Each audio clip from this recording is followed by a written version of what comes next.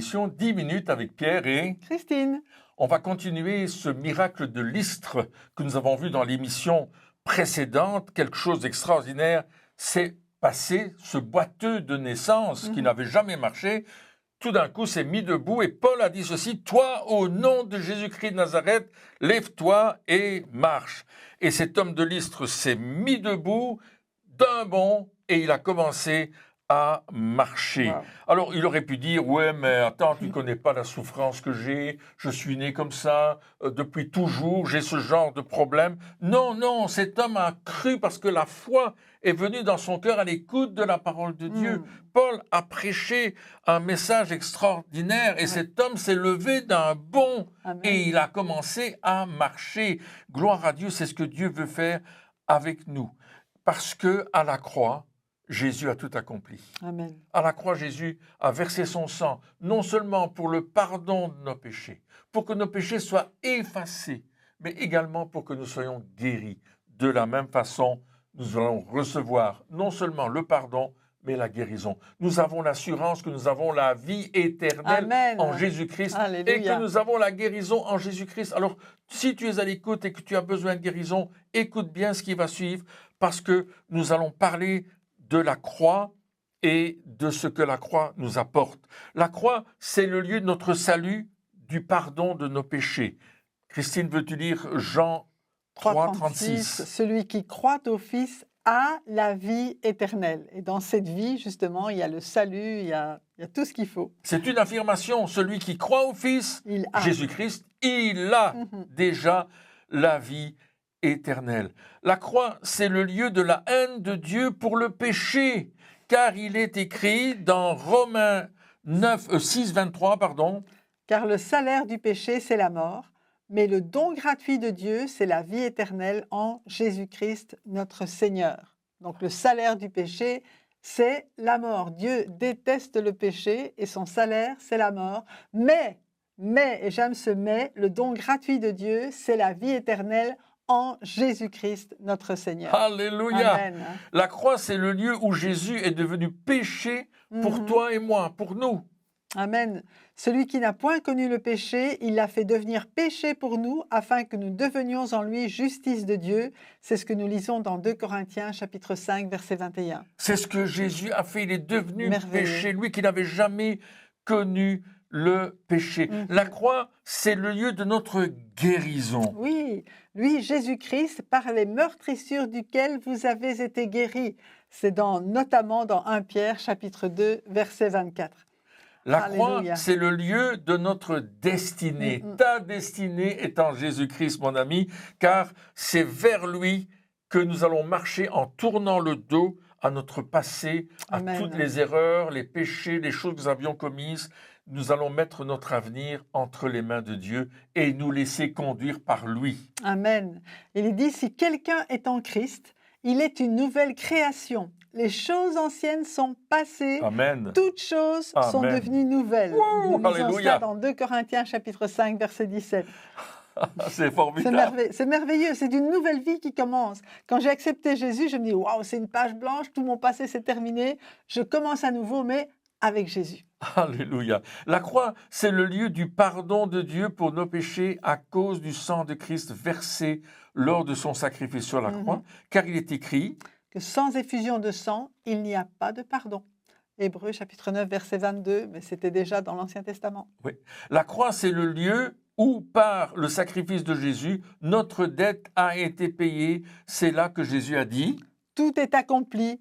C'est fini. C'est fini, Jean 19, 30, et tout est accompli. C'est vraiment comme un cachet qu'on met en disant « tout est payé ». Voilà, on met sur la facture « payé, terminé ». La croix, c'est le lieu par excellence de la manifestation de l'amour de Dieu. Ah oui, car Dieu a tant aimé le monde qu'il a donné son Fils unique, afin que quiconque croit en lui ne périsse point, mais qu'il ait la vie éternelle. C'est un cadeau que Dieu fait. Il a donné ce qu'il avait de plus précieux, son Fils unique, pour que simplement en croyant, en mettant notre confiance en lui, on reçoive cette vie éternelle. Alléluia.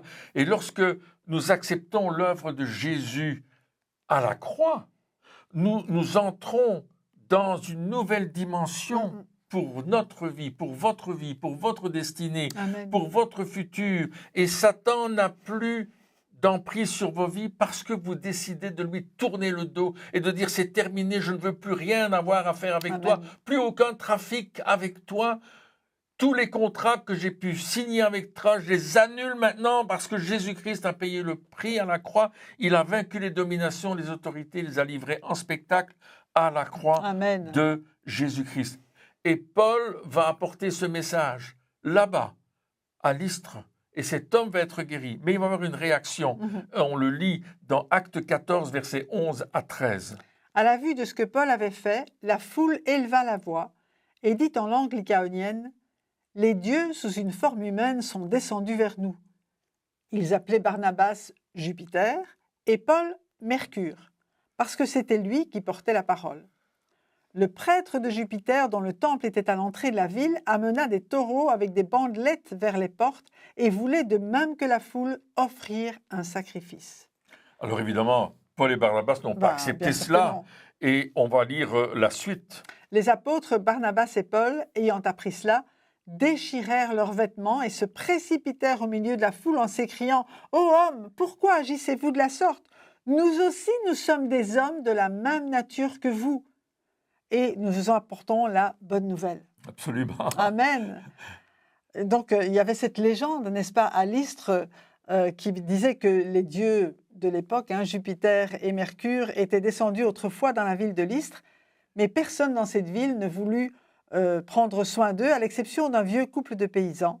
Et la légende dit que Jupiter et Mercure, par représailles, ont tué tous les gens de la ville et ils transformèrent l'humble demeure du paysan en un très luxueux palais. Et c'est ce que les gens croyaient dans cette ville, ils pensaient ça.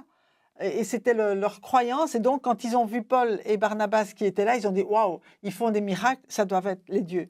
Et on va les traiter comme des dieux cette fois-ci. » Mais ce n'était pas du tout ça. Et il y a beaucoup de gens qui croient des légendes et qui croient que c'est vrai parce qu'on leur a raconté ça depuis leur petite enfance, Mais et oui, puis le grand-père bien et sûr. l'arrière-grand-père, l'arrière-grand-mère. C'est la croyance populaire. C'est la croyance populaire et c'est ce qu'ils croyaient.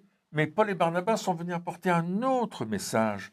Et ils disent à un certain moment qu'il faut renoncer à ces choses vaines. C'est ce que Paul va dire à ses amis qui sont là à Lystre, versets 14 et 18 du chapitre 14 des Actes. Nous vous exhortons à renoncer à ces choses vaines, donc cette fameuse légende, pour vous tourner vers le Dieu vivant, parce que lui n'est pas une légende, il est réel, il est vrai.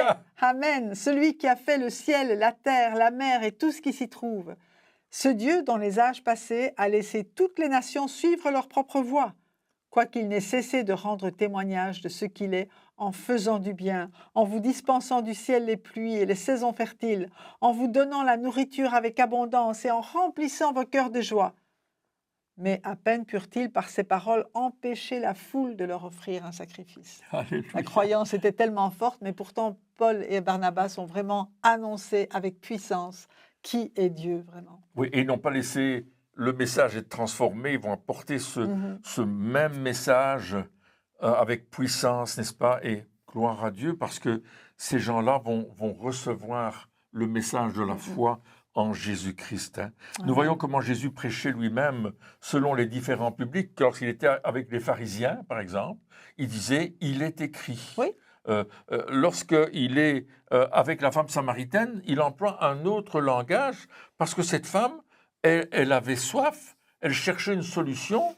Et là, on peut lire dans l'évangile de Jean, chapitre 4, versets 13 et 14, comment Jésus va lui parler.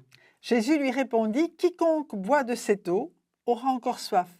Mais celui qui boira de l'eau que je lui donnerai n'aura jamais soif.